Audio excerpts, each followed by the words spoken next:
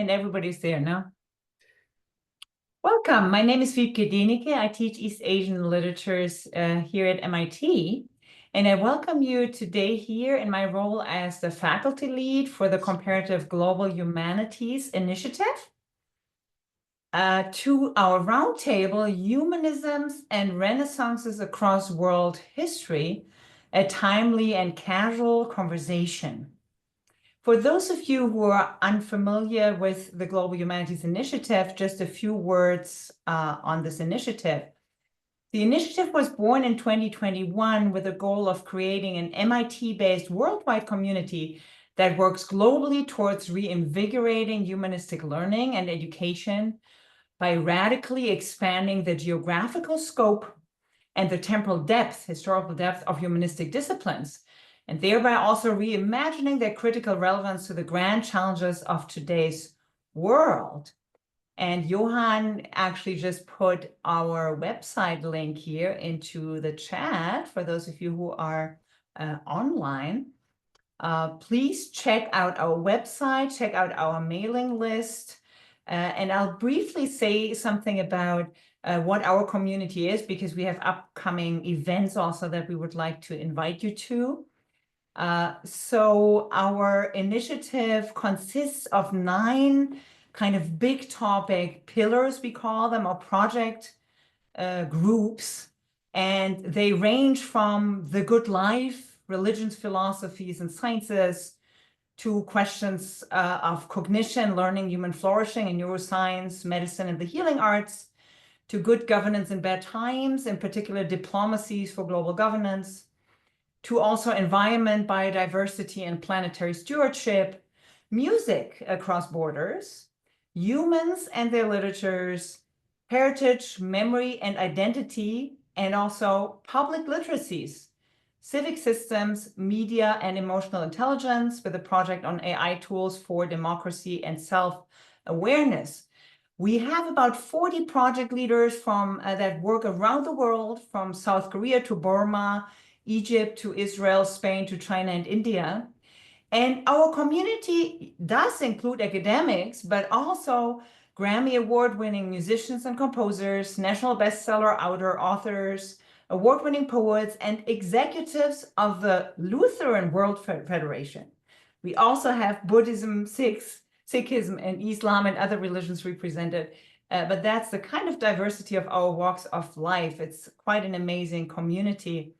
And we are particularly proud of our youngest generation here of members, who are particularly comparatively minded, very multilingual, working very multiculturally, and many of them you see on this panel here.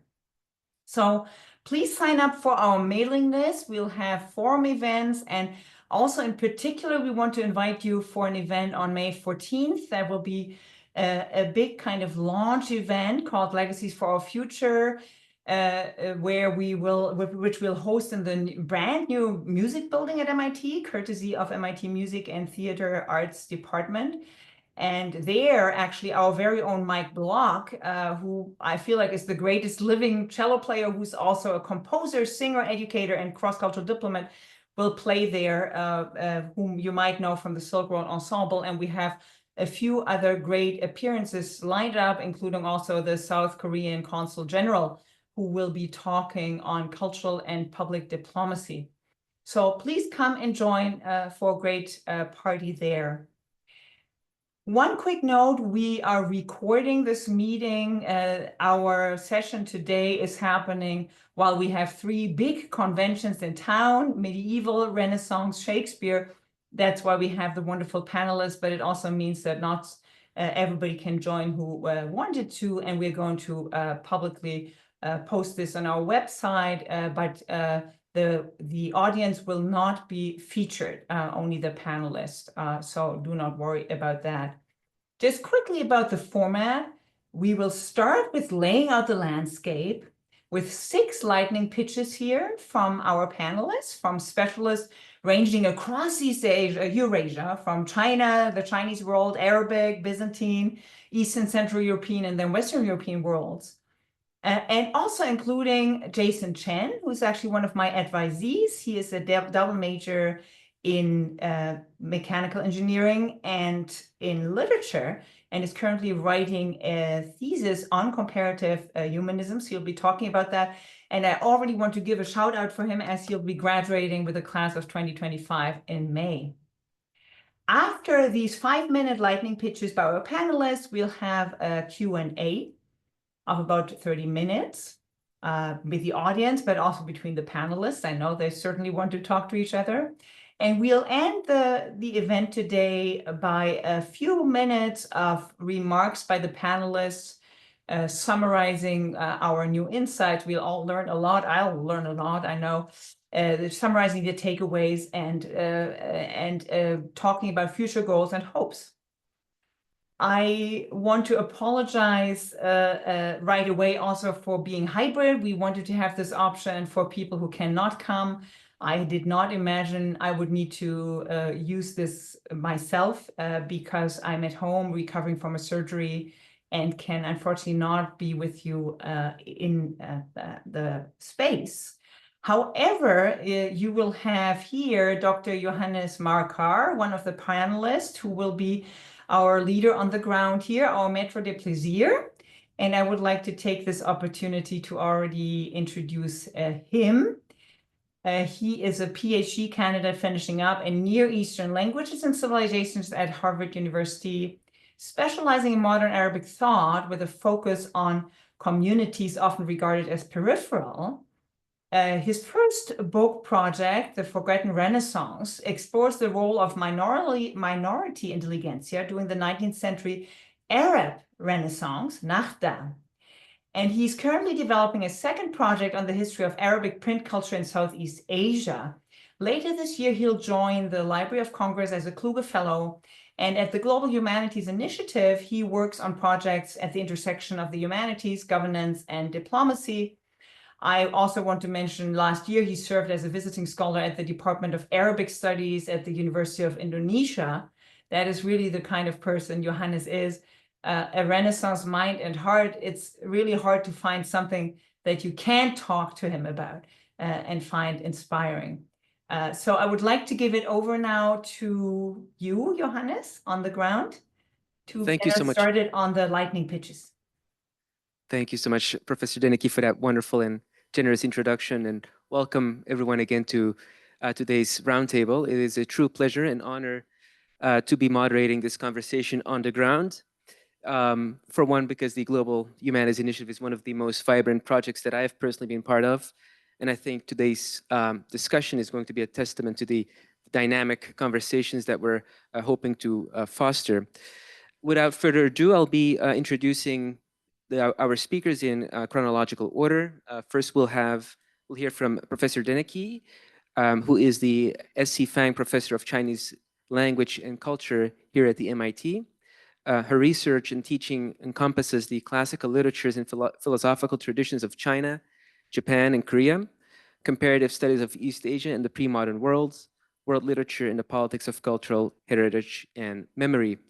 Professor Deneke is the co-editor of the Norton Anthology of World Literature, which informs our conversation in part today. And she co-curates the East Asia Comparative Literature and Cultural series with Brill Publishers, and in 2019 she established the I'm gonna probably butcher this, but the Husu Tang Library of Classical Chinese Literature, which I saw last week at the AES and which looks just absolutely beautiful.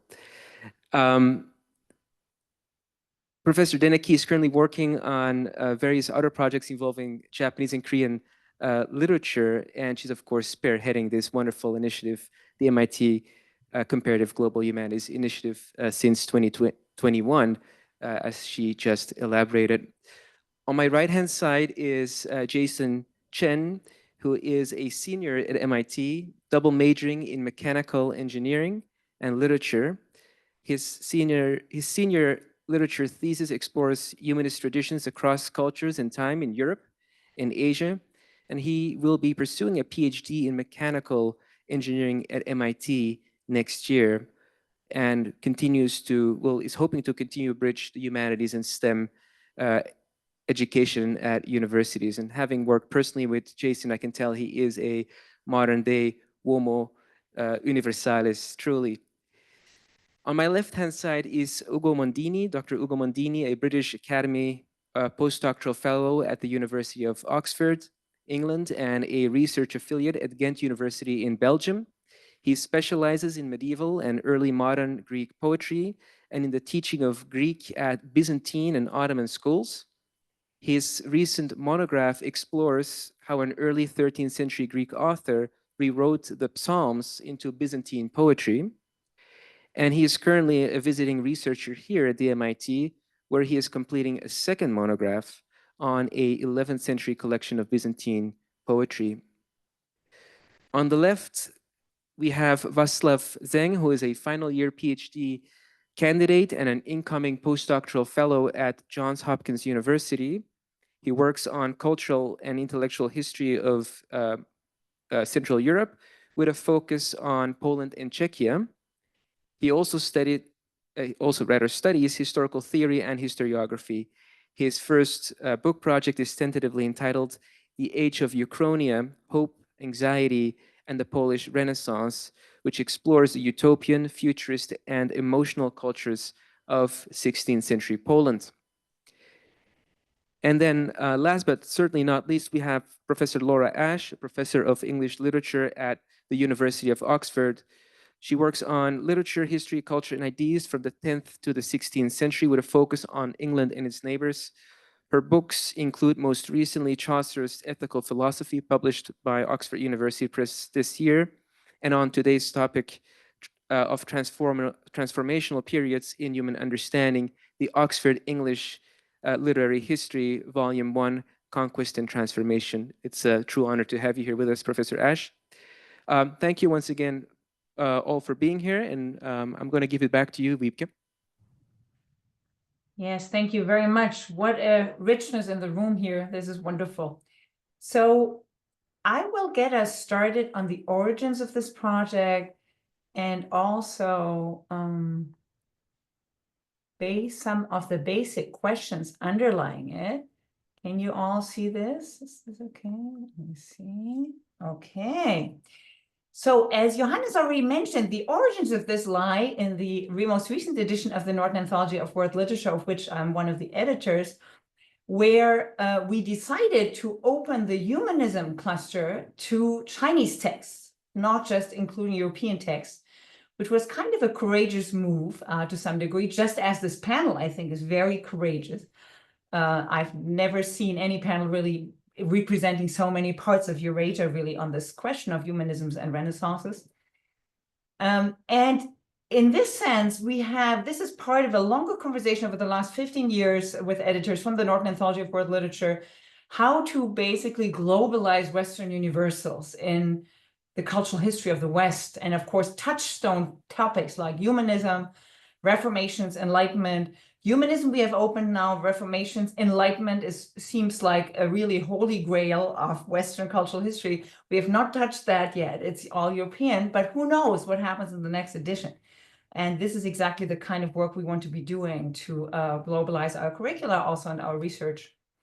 And we opened this cluster by there's a beautiful image here of a kind of humanist writers who show Chinese, not a typical image of Italian Renaissance.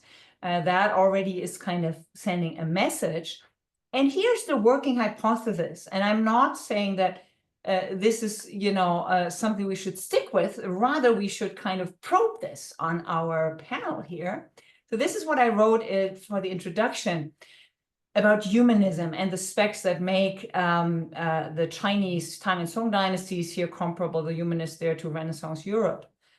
So here it goes. Humanism is a belief system or attitude that appreciates the agency of human beings in this world. Proponents of humanism believe that humans have the capacity to reach their full potential through a process of self-examination and self-awareness without the intervention of gods or divine powers. They believe in the dignity of humans and in the value of their accomplishments. Forms of humanism thus typically emerged in historical moments when people could look back to a history of cultural achievement in order to seek political and moral guidance and cope with the challenges of an ever more complex present. And the specs here that I pointed out to assure comparability here was the humanistic mindset, basically the background that I just read, the rediscovery of a past or of past through the study of text and antiquarian objects, and political, religious, moral, and literary reform programs formulated in this context. Now, I shared with the panelists and also in the invitation these questions, and we do not need to address any or all of them. This is a very casual kind of beginning conversation, but I wanted to add a little bit to these questions here now to illustrate a little bit where this panel is coming from. So what distinctive forms have humanisms and renaissances assumed across time and space, and how and why? And just very briefly, we don't need to look at this in detail, but I have a forthcoming article on classicisms and renaissances East and West. And here I have a graph looking at, the emergence of literary cultures, scripts, the types of classicisms, renaissances emerging. And it's very interesting to notice, for example, that the type of very empirical philology that emerges in the early modern period in Europe is something that we also see emerging, for example, in East Asia independently. And so in that sense, it's very interesting to actually think about comparatively through these cycles of renaissances in different parts of the world, knowing what they have in common or not. And I included a model here of classicism and the kind of institutions that shape them and also shaped humanisms and renaissances, now schools, discourses, courts, church, technology, states, and government. The second question, so how are they shaped actually by domestic and cross-cultural development, humanisms and renaissances? And here I just want to give you one tiny little example. Jason is also working on that. So he picked a very leading author of so-called 9th century or Tang Dynasty Neo-Confucianism that then was very much claimed in the Song Dynasty as this form of humanism. And this author, Han Yu, looked back mostly really to a pre-Buddhist past. Now, Buddhism came into China around the Common Era, and there was not much else. China has a very monogenealogical history. And so in that sense, Han Yu was very anti-Buddhist, very critical of Buddhism, and felt, the past we need to recover is the pre-Buddhist past, that's Chinese, and that became the model also for East Asia. Not so at all Pico della Mirandola and his famous treatise on the dignity of man that is really kind of symbolizing, Italian Renaissance. And I couldn't draw a really good graph here, but just to give you a sense, already in the opening pages on the dignity of man, Pico actually goes back to Greco-Roman pagan antiquity, which is kind of a problem because we are in the age of AD and a Christian, present. Also to the Arabic, Persian, Greek mediated pasts, then to a corpus of texts called the Corpus Hermeticum, which are Greek texts that go back to the first centuries of the Common Era, but were compiled by a Byzantine compiler, Psellos, in the 11th century, and supposedly actually hark back to wisdom, kind of Eastern philosophical wisdom traditions, Egyptians, Chaldeans, Babylonians, and so on. So in that sense, it's a very kind of syncretic corpus that helped Christian thinkers to connect with earlier pagan traditions. And here you see very complicated past, very complicated actually alliances and things like that we need to keep in mind, and where we might have very different patterns depending on the humanisms, the places we are looking at. The third question, the socio-technological developments. And I know Johannes is probably going to talk more also about colonial governance and things like that. Printing obviously is one spec also that makes Chinese and East Asian humanism and European quite comparable in the sense that it really leveraged the spread of scriptures, of canons and things like that, and of disputes, like the Reformation in the European case. But it's very important to keep in mind that printing can be a rather different animal depending on the place. And I just want to point to one use in East Asia that makes it very different from the European case, namely printing as a karma machine. Buddhist scriptures tells us that if you build pagodas, and if you if you copy Buddhist texts, you gain good karma, you get better rebirths, and you gain nirvana more quickly. So what better purposes could printing serve than gaining you good karma really quickly? And here the earliest forms of this kind of printing you see in Japan and Korea. So the karma machine, very interesting, changes the dynamics about this medium now. The fourth question here, how can we collectively develop new research and pedagogical programs based on a deeper understanding of the diverse manifestations of humanisms around the world? This is exactly where the panelists come into play, and our discussion today that's also recorded and will hopefully spark much more discussion beyond this room today. I hope that around 2028, we'll have a new edition of the Norton Anthology of World Literature, and we'll have a humanism cluster that will be so much richer thanks to you. I really look forward. There will be a great feed and also an example of where you see textbooks or pedagogy working bottom up to inspire us also in the kind of research and the boldness of our approaches that we are adopting for it. For the last question, what are the lessons from world history's various humanisms and Renaissance for our historical moment? Let's first have our discussion and return to that at the end. Thank you very much. I conclude my little introduction here and hand it over to Jason. Thank you. Hi, everyone. Thanks for being here. I guess I'm coming from a very different perspective. I first got involved in humanisms actually like just last semester. As a matter of fact, I was in Professor Deneke's class, and you know, when I've learned humanism in the past, it's always been from a European perspective. It just never occurred to me that this was like something across different cultural traditions. And that's how I really became keen on this topic after reading some of the Chinese humanist texts. And that's what ultimately inspired me to start my senior thesis quite late, because I never actually intended on doing a literature thesis, having written a mechanical engineering thesis last year. As a student, obviously, I'm more of a learner than an expert. But kind of this process of, you know, exploring these different cultural traditions and humanisms across traditions has kind of shaped the way that I've thought about science and technology and the world we're building kind of lately. And because I'm immersed in engineering most of the time, I kind of want to offer a perspective on why the humanities and especially the study of humanisms still matter in kind of this like world and even the school that is like really STEM heavy. And you know, at this school, everyone has to take what we call HAS classes. So every person is required, regardless of your major, is required to take 8 humanities classes. And for a lot of students at a first glance, you know, engineering and humanities seem like two separate disciplines that don't really talk much with each other. And I certainly thought about this as well at first. You know, one is equations, materials, you build things, and the other one is like philosophy, ethics, meaning of life, things that don't really go together. But if you kind of look back in history, that isn't really the story that's being told. Like these realms have always been kind of intertwined. Like even just in the European Renaissance, when we first have like the rediscovery of like the Greek texts, you know, you have someone like Leonardo da Vinci who, you know, sketches basically the first plane, the flying machine. And he talks about all these different advances in medicine that have now become reality, but, you know, he couldn't realize them back then. So, you know, you have this kind of paradigm where artists were scientists and scientists were philosophers. Like everything was kind of all mixed together. You know, advances in mechanics, optics, you know, went hand in hand in ideas with like dignity, education, and what it means to be like a human.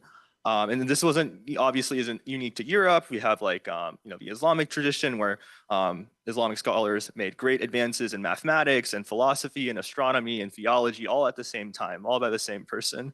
And in China, you have like Neo-Confucian thinkers who aren't just focused on kind of religion and governance, but they're also making cosmological and like agricultural innovations.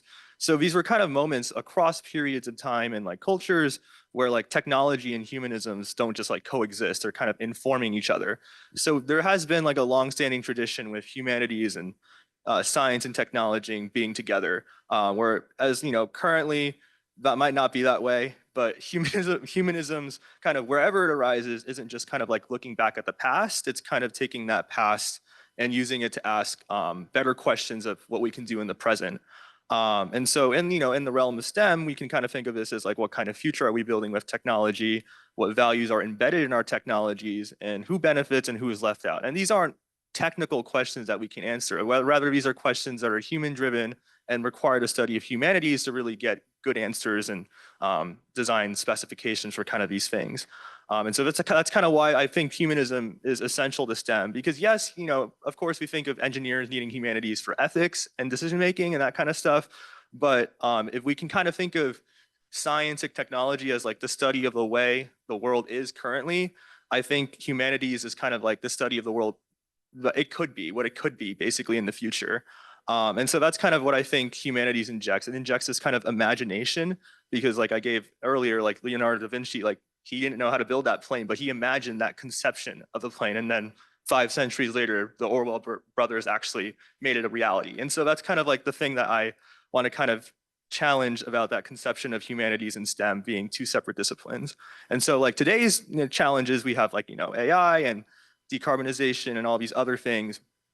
And they're not just technical questions, they also require us to think, you know, rethink how we're like relating to nature, to each other, and the systems we build. And these are kind of humanities topics.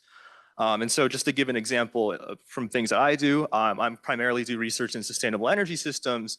And, you know, recently I've been really involved in geothermal, and that requires a lot of balance. And I've been reading a lot of classic Chinese philosophy recently for my thesis, and that fundamentally rethinks how I like write about these topics and how I explain them to other people. Because at the end of the day, I think right now in decarbonization, the challenge isn't technical; it's actually communication. And these are things that kind of humanities helps me inform in better communicating my ideas to other people. So kind of my pitch for bettering humanities education at MIT is kind of bridging that gap. Like last semester, I was on a project where I had to build a stretcher for, you know, the healthcare infrastructure in South Africa. And before we even begun the project, no one told us what the healthcare infrastructure in South Africa or even the history of apartheid in that country. So right away in mechanical engineering, we were kind of seeing this kind of weird paradigm where we're starting from the problem with no context, and we're just kind of being thrown into it and expected to design to specific specifications. But we can't do that effectively if we have no humanist context, if we're not doing any reading on the country, the culture, kind of how it came about to be like that. So that's where we ultimately started. And I found that more effective than whatever kind of approach we were that traditionally engineers are taught, which is you start from the problem specifications and you figure out the numbers that you have to hit. And so I guess like my kind of concluding pitch here is that like we frame STEM and humanities as opposites, but ultimately both are tools for understanding the world in different ways. And what I've learned from history's many humanisms is that ideas travel, evolve, and recombine in unexpected ways. And so that's kind of what we need now more than ever, is this kind of fostering an interdisciplinary combination of ideas that will bring STEM and humanities together into the future rather than as 2 separate silos of thinking. Yeah. Thanks so much, Jason. Ugo, you're next, I think.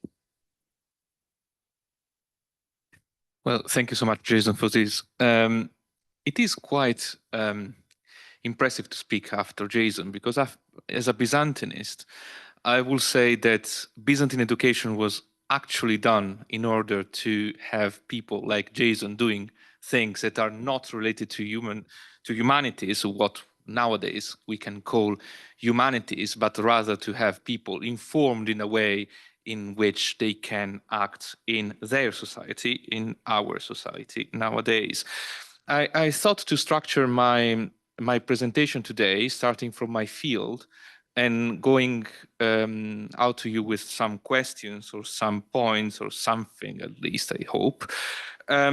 Because I think my field, which is the study of Greek literature in the Middle Ages and in the early modern period, is a very interesting example. Because when we speak about humanism, Renaissance, and so on, we speak about Italian humanism, Renaissance, and so on, and then Western humanism, Renaissance, and so on.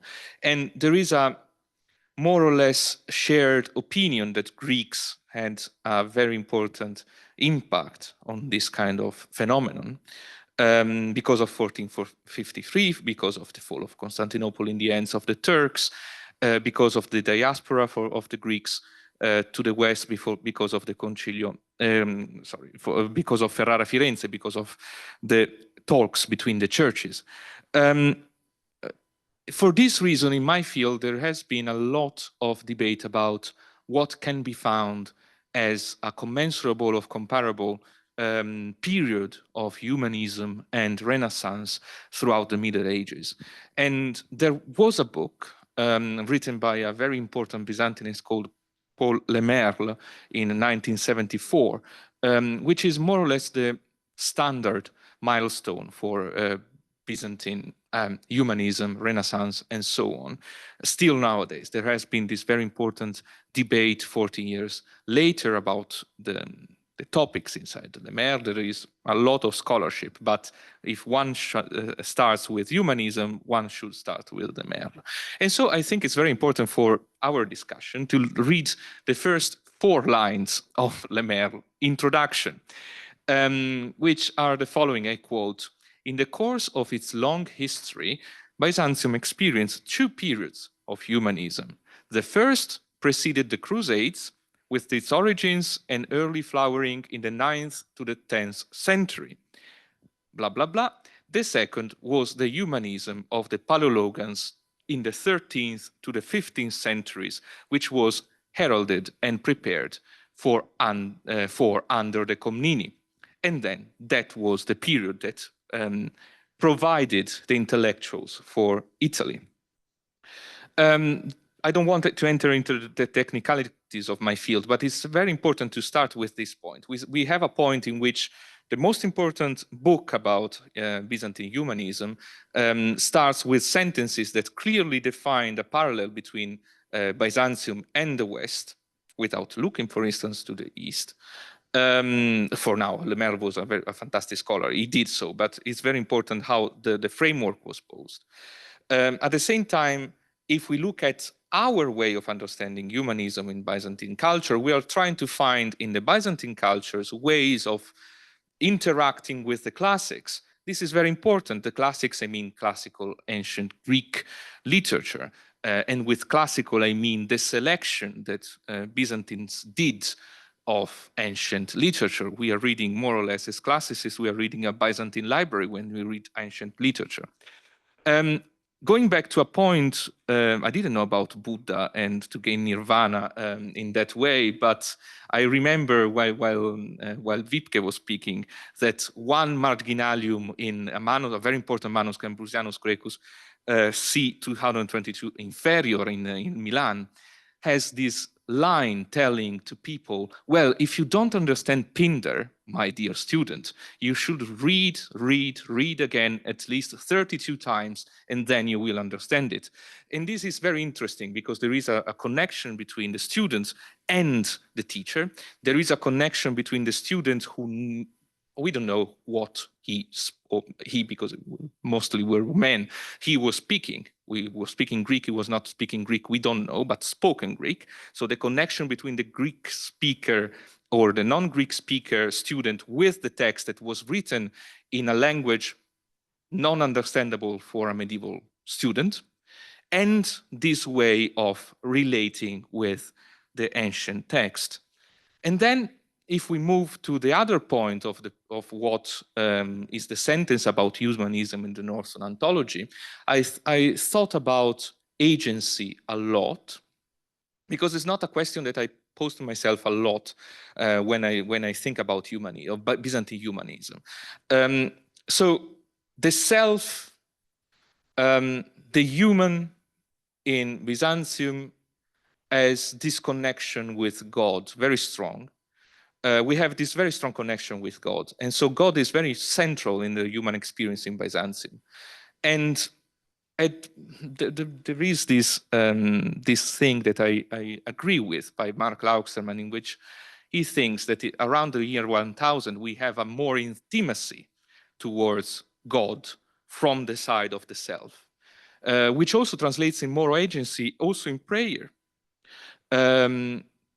But I have to think more about that, and we had a discussion with Jason and Johannes here about agency, and it's a very important point that I have to think more about.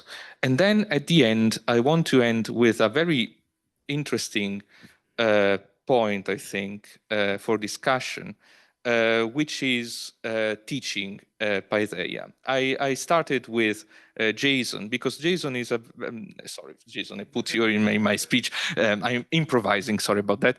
But I think is in the students that are meant to be part of society in very important roles in society were the point, the goals of education in the Middle Ages. There was no space for people that training was not necessary for the society.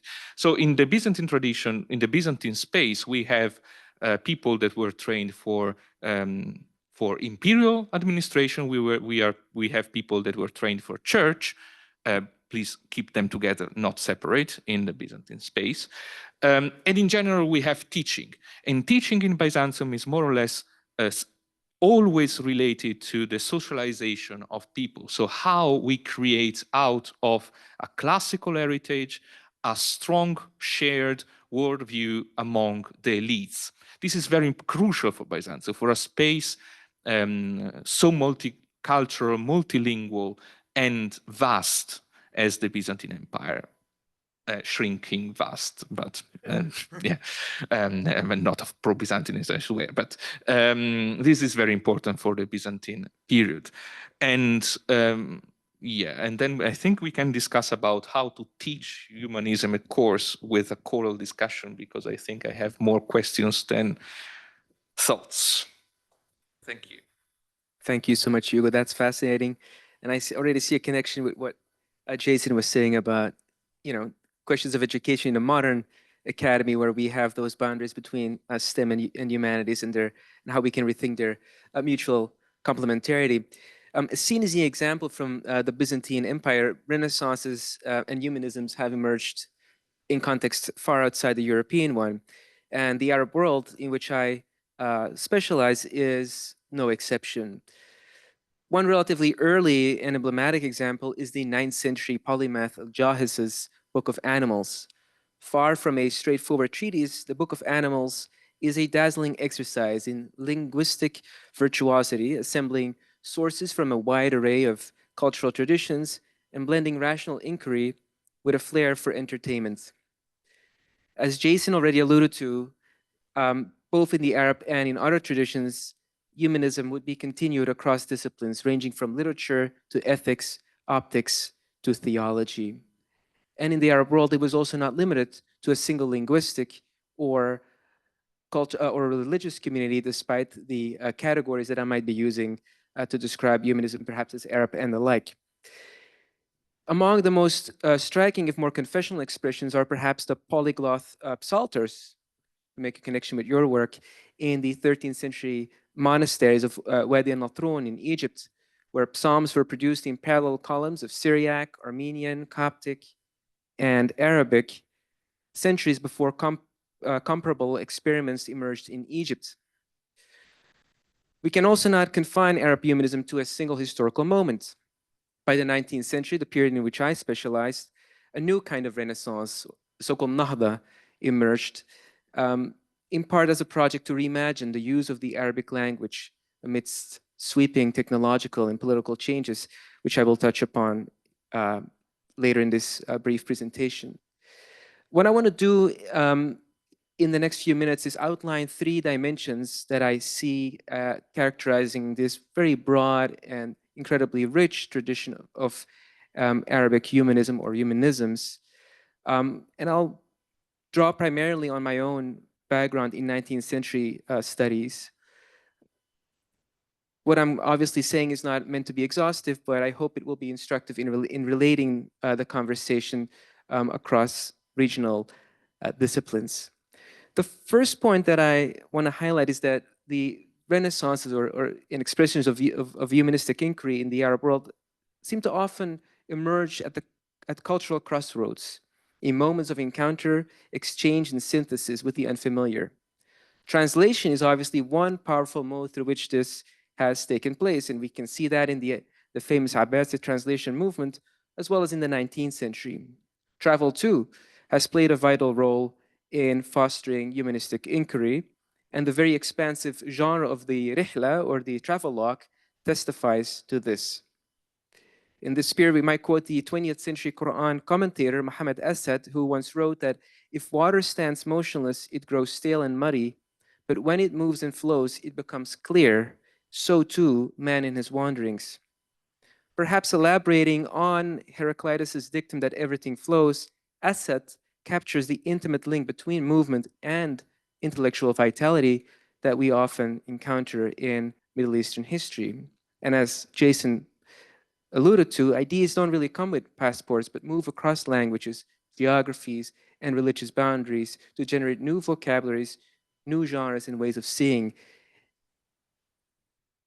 And I think in the Arab world, again, with its incredible diversity, is a site where we can observe that quite richly. So this brings me to the second point, is that the renaissances that I have observed in the secondary literature and in my own research seem to be far from intellectual pursuits only. They're rather embedded in material and economic networks of patronage, from imperial courts, to which you alluded as well, I think in the Byzantine context, to merchants funding the copying of manuscripts. The same material and technological conditions, to which Professor Deneke as well alluded to, render renaissances in the Arab world, and I suspect elsewhere, profoundly aesthetic projects, rooted in the sensory experience of knowledge. From illuminated manuscripts to innovations in bookbinding, technological shifts have done more than enable knowledge. They have shaped how it is seen, felt, and remembered. And anyone familiar with the architectural legacy of places like Mamluk Cairo or the splendor of Iranian lithographic prints will likely recognize this. And finally, I want to connect the authorship of humanism back to questions of authority. And I think there are three sort of overlapping forms of authority within which we can place authorship. The first is the divine. In Middle Eastern traditions, authorship often unfolds within a cosmological order where knowledge is pursued in deference to the metaphysical. It is indeed quite common, if not habitual, to begin a text in the name of God in any of the major religious traditions, a gesture of devotion, but perhaps also a reflection of the interplay between human creativity and divine authority. And that might be maybe a distinction with other traditions. Secondly, there is the political authority. Rulers have long recognized that knowledge is convenient in organizing and governing their polities and societies. The 19th century is no exception, where we see the Egyptian ruler Muhammad Ali heavily invested in education, translation, and institutional reform to build, in part, a bureaucratic elite capable of realizing his vision for a centralized modern state. And finally, there is personal authority, or the inward drive to perform intellectual labor as a form of self-cultivation. An idea that we often encounter is that knowledge refines the soul. The mystical pursuit for kamal, or perfection, is one expression of that. Al-Farabi's ideal of the philosopher king is another one.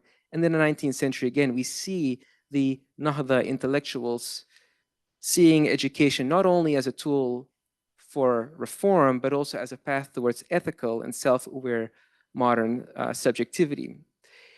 In sum, then, I think if we look at these various moments as broadly as I did and as fast as I did, we find that Arab Renaissances, or moments of intellectual exploration, renewal, renovation, to use a term that you used, Jason,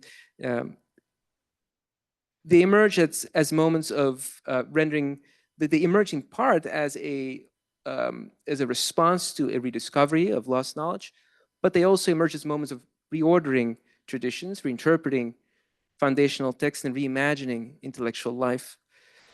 And I think such episodes of cultural dynamism have a lot to teach us about openness and restraint, and about the various factors that come into play in the pursuit of humanistic inquiry. So I'll leave it there. I think you're next. Hello, everyone. I'm a historian of pre-modern East Central Europe, not Central Europe. I'll explain why. Well, if you are familiar with the field of history, or European history especially, East Central Europe is a new kind of growing field, kind of features everything between the German-speaking culture and the Russian-speaking cultures. Well, it is primarily a modern history field, people working on modern Poland, Czechoslovakia, Hungary, and Lithuania, like all the kind of smaller countries between the two. And also, if you are talking about medieval and early modern Europe, you always think about England, France, Germany, Italy, Spain, or maybe the Low Countries. But pre-modern East Central Europe is kind of like a very, very no man's field in Anglophone academia. No one knows about this kind of small world that I'm kind of promoting for my lifetime. I mean, it is not only East Central Europe, but also like, you know, like there's a Slavic, Hungarian, Baltic, and also Scandinavian. It's kind of the other half of Europe. I mean, now we kind of have this sense, okay, we have the Western Europe, the West, and also East, Arabic world, maybe Byzantine, but we don't really have this consciousness of East Central Europe yet. And for this reason, I would like to correct very humbly Professor Dennis Kate's idea saying like, okay, there was the previous version of the anthology of world literature was all about all Europeans. That's not true. It's only all Western Europeans, right? We still have the other half of Eastern European or East Central European world. Well, we are doing a lot of hard work on that. We are trying to publish more books. There are only a very few of us at all age groups. But I think now the timing is not right for doing this because, well, there's a very strong effort within academia of decentering Europe in the wake of the subaltern or the underrepresentative studies of, you know, Asia and Latin America, Africa, the Middle East, or what we call now the global South. But I would like to argue and propose that, you know, like East Central Europe in the pre-modern period should also be part of this global South initiative. And to some extent, I think it is both historically and historiographically true that we are more global than European or the Western European. Sorry, Laura. So we should be included in this kind of new initiatives. Well, the next problem is that like regarding especially Poland or Bohemia, is the term Renaissance or humanism the right word? Was there a Polish Renaissance? Or was Polish Renaissance just like a branch of the Italian Renaissance or something totally different? So that's something I'm going to explore in my own research. But I would say that like we should not just rely on the term Renaissance. Well, there were some people who are studying Italian Renaissance and they are also kind of exploring the Italian influence in Poland, Lithuania, Commonwealth, or Bohemia. But I don't think that's the right way to do it because there were a lot of cultural existence in Poland at the time. There were, of course, Italian humanism, and there were also, because the humanism came to Poland really late, it was in the late 15th, early 16th centuries, which was kind of concurrent with all the Protestant ideas, right? The Erasmian, Calvinist ideas, which is also in the early 16th century. And there were also the Reformation movements, Arianism, all the Calvinism, all those people. Will also have this very domestic, late scholastic church reform university culture. So like everything put together, there might be something totally different or magically done. And I would like to, in my own research, I call them like using this utopianism as the overarching keyword, kind of to portray the collective effort of Polish intellectuals to pursue a different, better world, envisioning a kind of ideal world society thing, using all this knowledge, not only about the Greco-Roman antiquity, but also other domestic knowledge. And I'm also talking about, only talking about the intellectual culture. There's also a very strong popular culture at the time. Well, I think I will just stop here. I would just want to hear more from you. What do you think about it? But if you do have like a project, a world history project, do consider me and my field. And I would definitely want to add a chapter for the new anthology, and then maybe a chapter on Polish Renaissance literature. I would like to do that. Thank you very much. Thank you. So I work on England in the High Middle Ages, so bang in the old conventional centre, except that because I work on the High Middle Ages, that's not supposed to be associated with humanism or indeed Renaissance, because of course that's been seized by the 16th, 17th centuries in England, for England. But that hasn't been entirely successful. Of course, Charles Homer Haskins famously wrote a book in the very early 20th century called The 12th Century Renaissance. And I, among others, have spent a lot of time talking about the things that did happen in the 12th century. And I'll say a few things about them now. One thing that seems to me very striking in Wiebke's definition of humanism that I think Ugo was picking up on as well, is that whilst I think we can agree on the sense of reclaiming earlier learning and knowledge, and also on the idea of human agency, the idea that humans can achieve their potential without any divine intervention is not available, or not very readily available in those periods. But I don't think it was readily available in the 16th or 17th centuries either. So I think that's a tension that's there. A change in attitude to human agency certainly happened in 12th century Western Europe. You can see it in a very simple change in historiography, where events which had always been ascribed to God's intervention, historians increasingly begin talking about human choices and agency and consequences. So, which just indicates a subtle change that indicates a wholesale change in the way that people were thinking about what was happening in history around them. It's also a period when there's a new focus on interiority, subjectivity, exploration of selfhood, which is partly driven by the church and its insistence on confession and self-examination, but which went far beyond the intentions of the church in its implications for a development of an interest in psychology, in the interior, in every aspect of one's life. And you see that in the new literature that emerges, basically fiction re-emerges at this point in England in the 12th century in the shape of the Romance.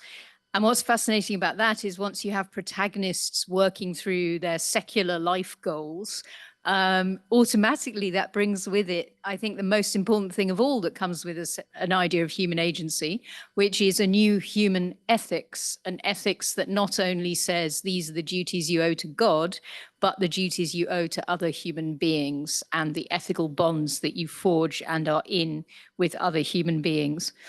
And I think that's vital, and it has to be the center of any humanist or indeed any humane project.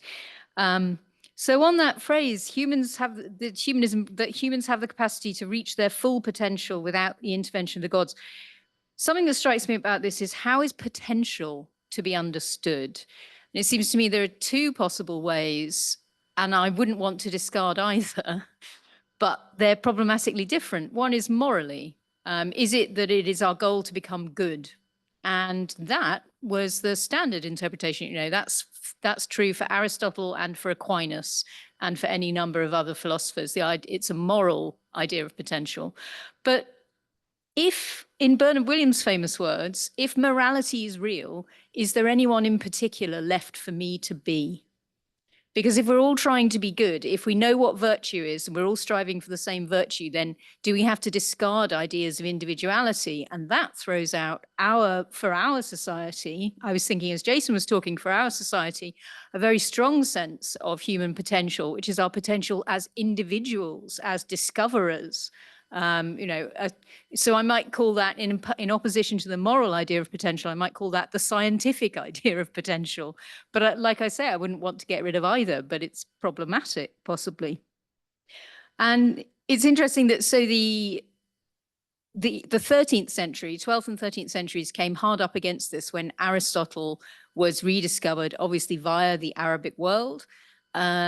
and Aristotle's politics and his ethics and this question. So these questions were very directly debated. And a very extreme view of free will emerged, I think, from these debates. So within Christianity, even so, we still have William of Ockham saying that humans are entirely free to choose whatever they wish to. They can reject the good if they wish. And I think that that is actually, I mean, it was hugely controversial and it was much debated, but I think that actually amounts to a conception of human dignity, that humans are not under God, or rather they are under God, but they retain this godlike absolute freedom of will. And that is profound, I think, and that is a thing that emerged in my period and that no doubt emerges by convergent evolution in any number of places and times. But I think that leaves us with one major challenge, which we haven't mentioned yet, I think, which is whose dignity, who has agency, who gets to be a person? Because I do not know of a society, and I've never heard of one, in which everyone gets to be a person. And so those are my questions. That's beautiful. Thank you so much. And we'll be opening it up, I think, now to questions from the audience here as well as on Zoom.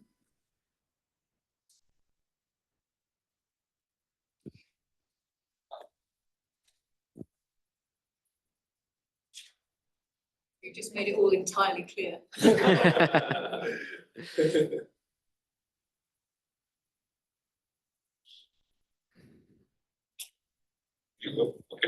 Maybe I have a question for the panelists here. I mean, at least in the field of history, the terms Renaissance and humanism seem to have died down for the past few decades. Nobody is using those terms consciously, and Renaissance is no longer a herring category in history. Maybe in literature, music is still the case, art history, because people seem to, there is a big social or ugly part of the Renaissance, and people are still suffering in the 15th, 16th century. So they would rather using, Quattrocento or 15th, 16th century, late medieval, early modern as the terms for periodization. What do you think about that? Should we still using those terms in our future research, or should we use some other thing? Do they still apply? Would you like to comment? Well, obviously, I don't ever use the term Renaissance, so I say early modern. No, I think periodization is a very strange problem. It's one I've come up against a lot. And the main thing with periodization seems to be it's the worst way of organizing our examination of history apart from all the other ones. Like we all hate it and we all talk about it unendingly. I am very surprised as I've been doing little bits of work like this, encountering people who work across the globe, and very naively, as someone who's just been sitting in, Western European examination, I think, why do you feel the need to use the word medieval for anywhere? I mean, medieval was just a word invented by people in Western Europe in the 16th century to talk about their immediate predecessors. So why use it of anywhere else in the world? And I think we could have more freedom about that, except that we need words, we need terminology, we need adjectives, and that's where things go wrong. So I wonder if the key is for us just all to understand that we don't mean we don't mean to bring with us all of the baggage, but maybe words just don't work like that, and we need to get rid of them because we have to get rid of the baggage. Would you like to follow up, Yuri?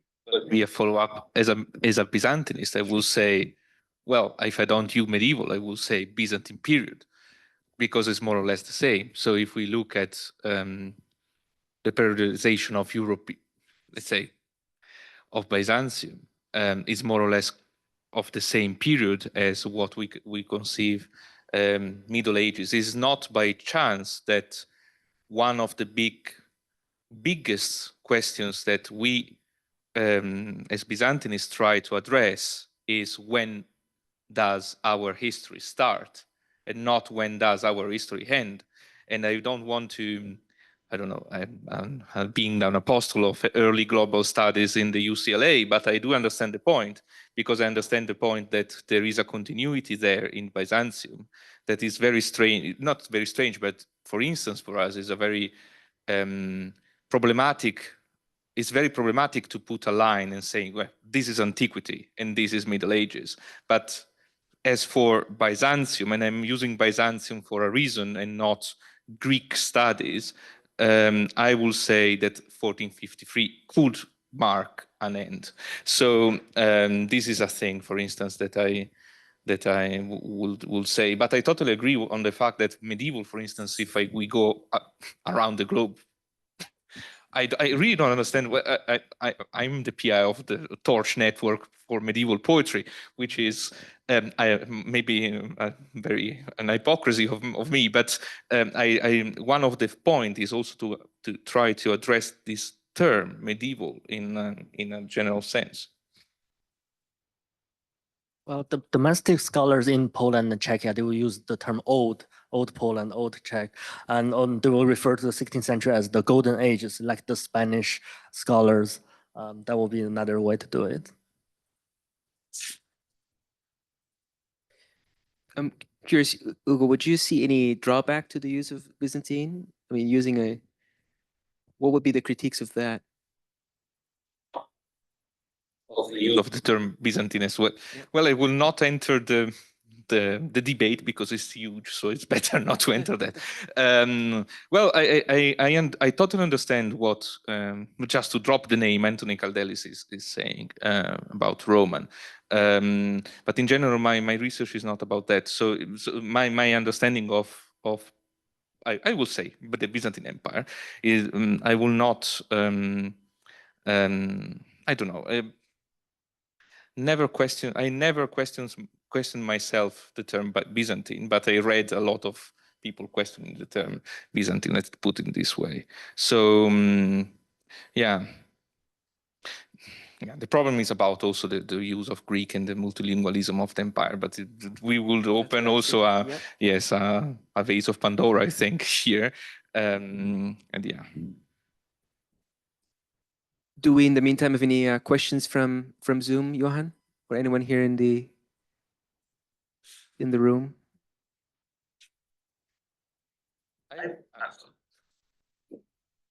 Please, Ugo. Okay.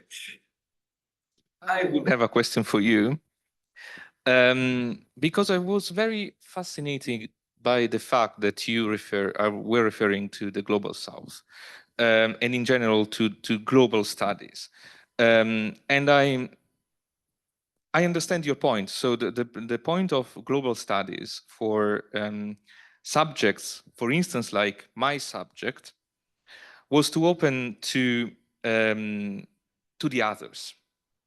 So since the dialogue with Western medievalists is sometimes difficult, so we open to others, and it's very productive. It's been very productive for us of Byzantine studies to open up to dialogue first with the Arabic world, and then with, for instance, China. There is this big project that has finished about paideia in China and in Byzantium. But I wanted to ask you, if you open to the global studies, to world literature and so on, to these topics, what you want to pursue as a scholar of Eastern Central European studies?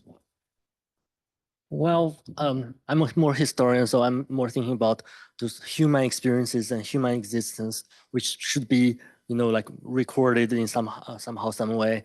I mean, especially for Poland, Bohemia, we are in the Latin West. We are not like Eastern Slavic people, the Muscovites, which could be compared with your people. But mine people are always, under at the marginal of the Western European historiographical dominance, I would say, which I think is always a problem. would always be the last chapter, or like, for any Western European, or let's say this, like if you say like something European history, it's always Western European, but you have to say like Eastern European or East Central European history to make sure that it is something different. So I think that's kind of like, we should do more, promotion on that.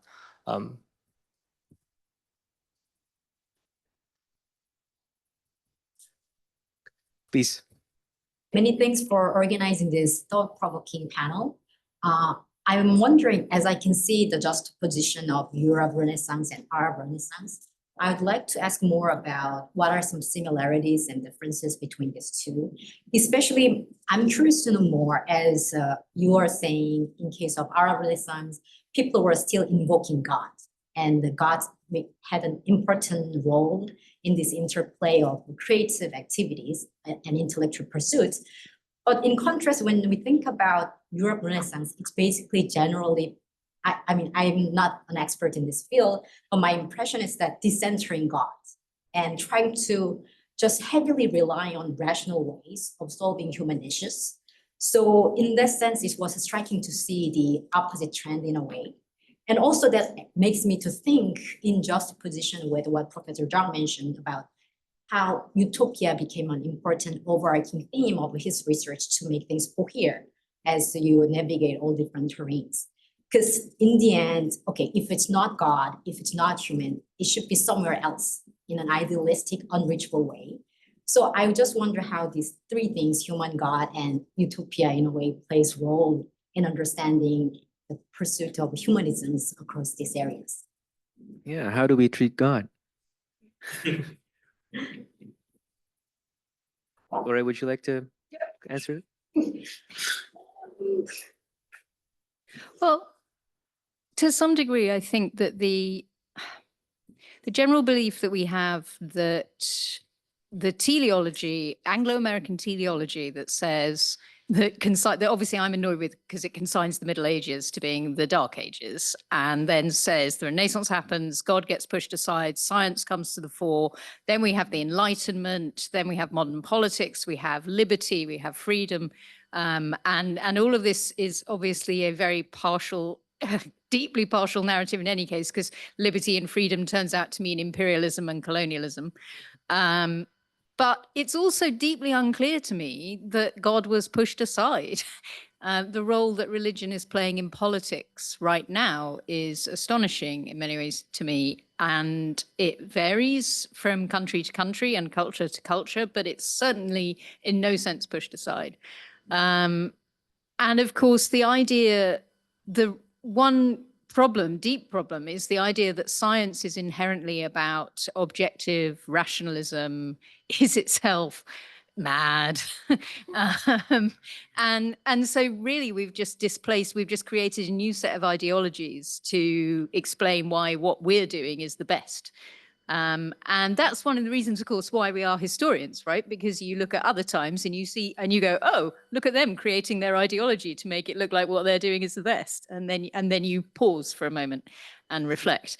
And so I think, I mean, one of the things that I've been worrying about is the degree to which narratives of Renaissance, I suppose humanism in itself isn't a narrative. It is, however, an open question of definition, as we've been talking about. But it's not a narrative, at least. Renaissance, however, is a really powerful and potentially dangerous narrative. And it's a narrative that's been weaponized many times.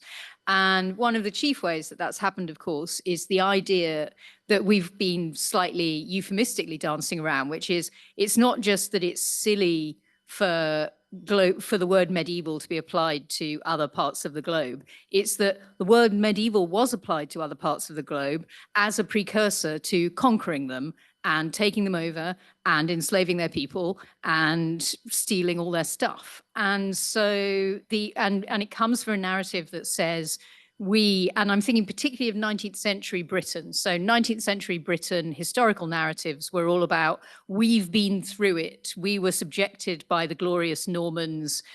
We've been through our Renaissance. We have Shakespeare. We have reached the noble heights where we are standing on the mountaintops, looking to the clouds. And now we can bring other societies up with us by subjecting them and tormenting.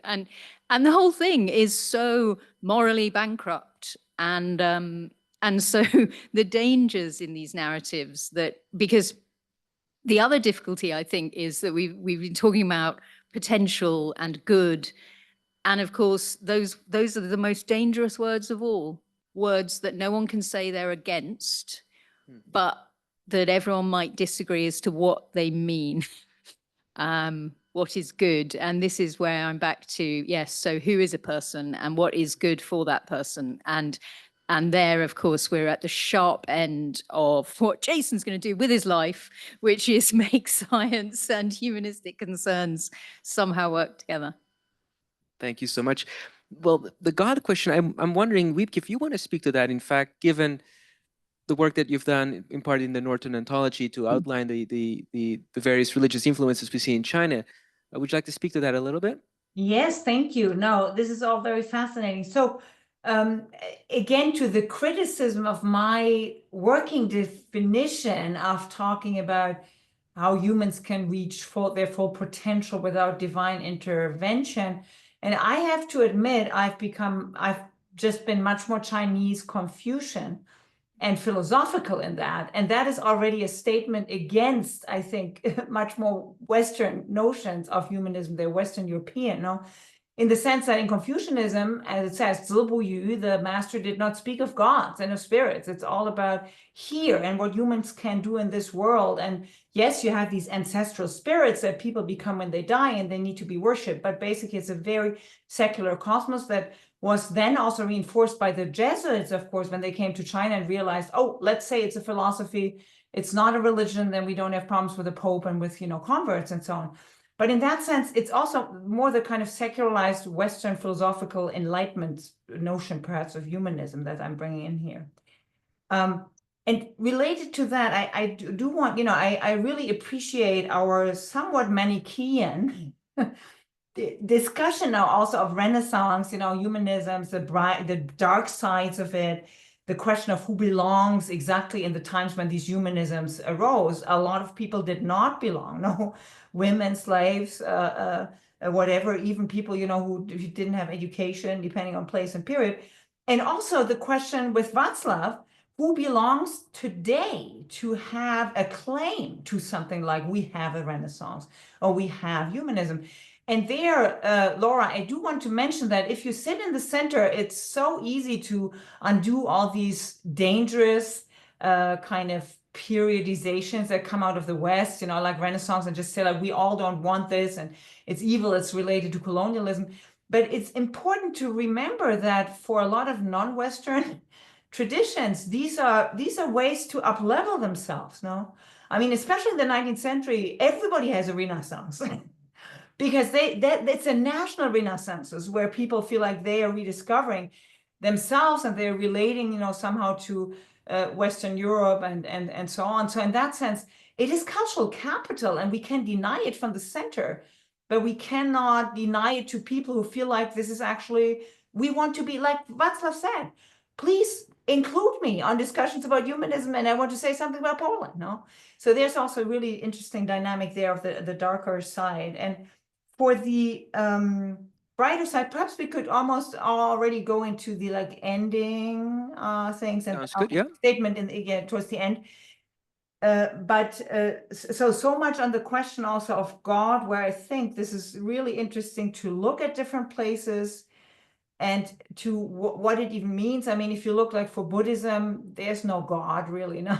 There's human suffering and they're cosmic, they're kind of cosmic patterns. And this is actually one last thing here to also the question of God and Laura. You talked about potential as being moral or being individualistic. That's kind of Enlightenment, Western type of individualism, I would say, like very broadly speaking. But isn't there also something like cosmic potential. That humans have a cosmic potential. Whether you see that in Aristotle, who says we are a zoon politikon, we are kind of a social animal. There's something cosmic in kind of the human role, or in the Chinese context, very strongly, you see that actually in the name for humanities. It's renwen. Renwen is actually the pattern of humans. And heaven has a pattern, earth has a pattern, and humans have their own pattern. And part of that pattern is literature and speech and writing and learning and all these good things. And that's what became now the modern term based on the translation of the Western term of humanities, you know, in the modern university, the term of humanities to some degree, you know. So that is a potential that I think might be interesting, especially when we enter thorny, multi-religious, monotheistic versus, you know, kind of very syncretic, messy cultural kind of spaces, no? To think about humanisms there and the potential how it relates to God. I'll end this very fascinating question here. And Johannes, should we go into a final round here of? That's good. Would you like to carry on with some final reflections? Or okay, shall we? Why don't I do it right away? That's good. Yeah. Good.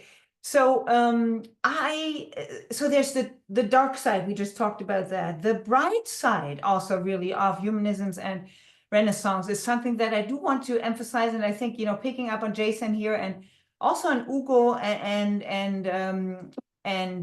to some degree, Johannes, to really think about how humanisms can be a vitalizing medicine now in the Anthropocene, where humans influence and partly destroy their own environment and their own people, and also in a post-humanism age where not just God or the author, but mankind seems to be dead, and where precisely the question of the human experience, Václav, you said that too, the question of what is the human experience, how do we want to shape that, how do we want to use our agency? I really liked, I think, Ugo, you brought that up, the question of agency.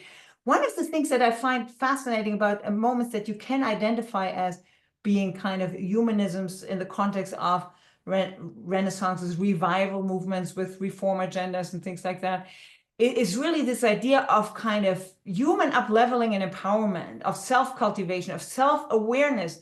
And I feel like these are all things that are where we have a blind spot right now. And AI doesn't have that. AI doesn't have the agency, and it has no future. It only has a past and a repertoire, no?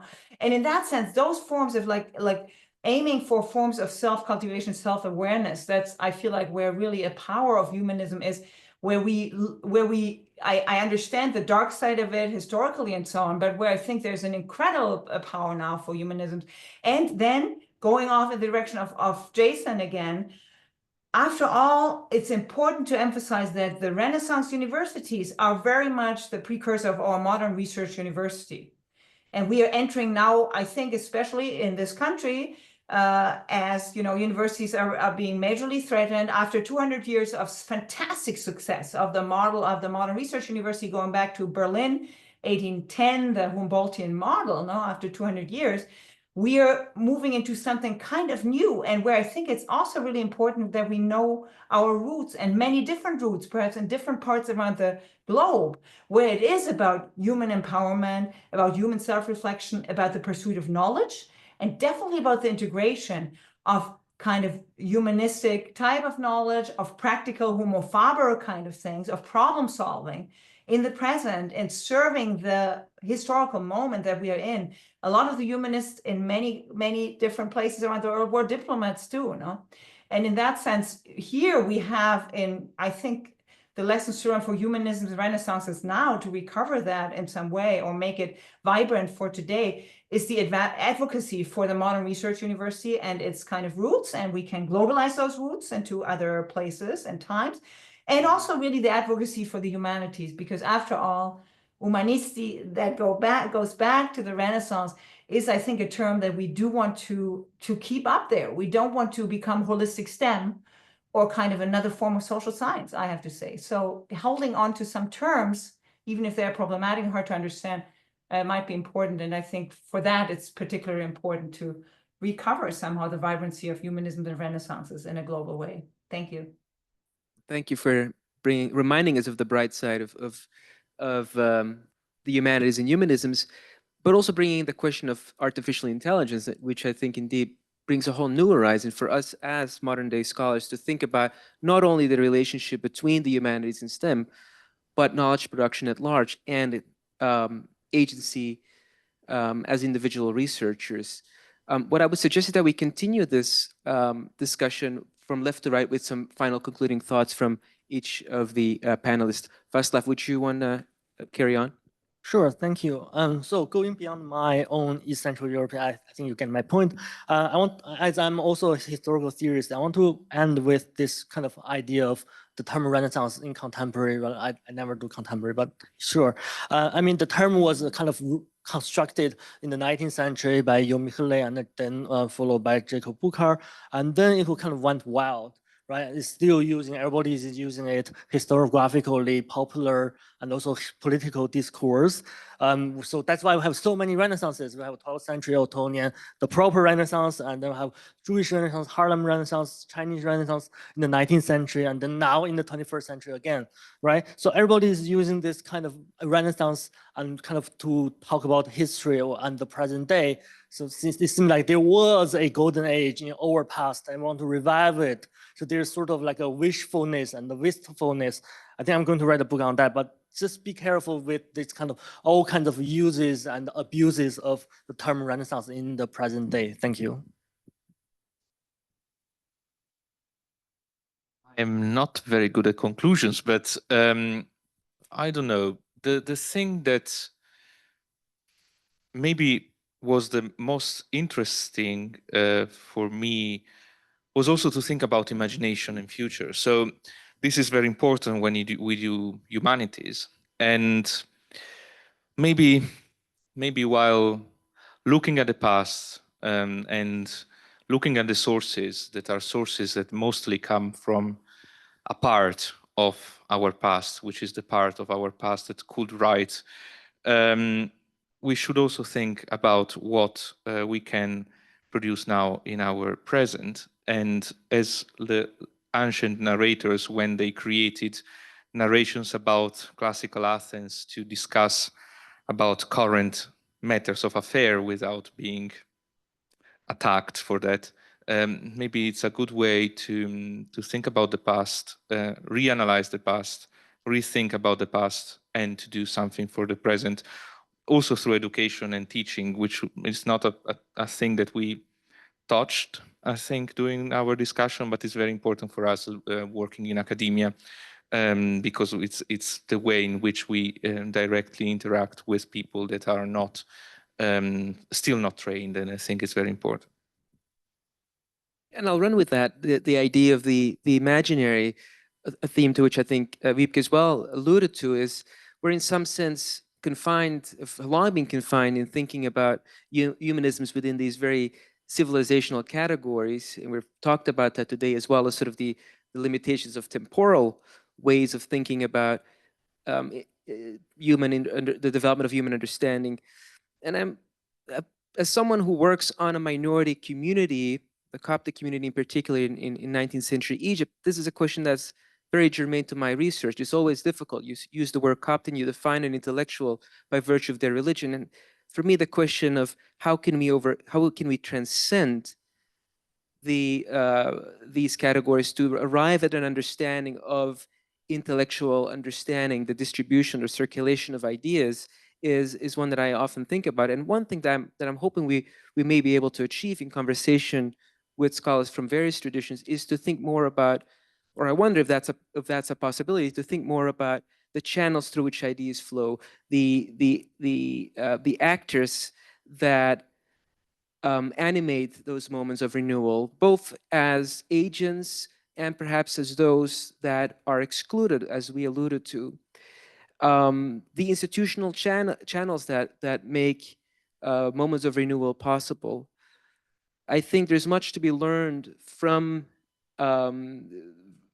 ideas, for example, around ethics, virtue, goodness, that we could study in conversation with perhaps less emphasis on these, be it religious or civilizational categories, but more on the level of ideas. Similarly, categories of, say, the intellectual would be worthy of further analysis. And we have spoken previously about sort of the bureaucrat scholar as a very interesting phenomenon that seems to reoccur across various regions and time periods. So that's one area that I would be very excited to continue the conversation into the future. Jason. Yeah, my head's kind of spinning, not gonna lie. So I guess I would end off, I guess, on more of a practical example of how I guess humanism has shaped my thinking. So as I mentioned earlier, I work primarily in the area of climate change research. And at the risk of sounding very naive, I would like to say that I think climate change as a problem has kind of, even though there's still technology that can solve it, the technology is now no longer kind of like a technological problem that's impeding climate change from, being solved. It's a human problem, and it's a humanist problem, because you give an engineer two sets of the same data, like Laura said, like science is not objective. We like to think it is, but they're going to come to different conclusions. I mean, even something as objective as we would like to think as climate change is not so objective to a lot of people. And so I think the underlying issue is that there's no shared value system. I know Ugo talked about a little bit about how Byzantine education is about creating this one shared worldview. And I think specifically in my area of research and engineering, there's no one shared worldview or value system towards what we are trying to create. And so ultimately that leads to like a plurality of different ideas that don't really go together, and there's no harmony in how we kind of design for these things. And so I think in a very radical proposal, I would like to kind of propose this idea of coming back to the drawing board in terms of engineering education and looking at, kind of the past and all these kind of different, what we can gain from all these insights from the past and how they collaborated together, and using that as our springboard rather than kind of all kind of being, because engineers are stubborn. They like to stay in their little circle. And so that's kind of my conclusion to this panel. I think that was perfect, Jason, and really striking on climate change. And also just embodies something that occurred to me as you were talking, and we've been talking about what the university is meant to be or what education is for. And it seems that actually humanism and Renaissance are enacted in little every time someone is educated, because old texts are discovered and we believe in agency. We believe that it's worth learning and that we can make a difference. That's beautiful. Thank you so much. And with that, we can all go back to the drawing board. Thank you all for joining us today online and here in person. I want to remind us all that there will be more events coming up. Please take a look at the website, sign up for the newsletter, and put May 12th, I think it is, on your agenda, because then we'll have a new event. What is it titled? Something with the future. Legacies for Our Future on May 14th, I should correct myself. So we hope to see you there and then. Thank you once again.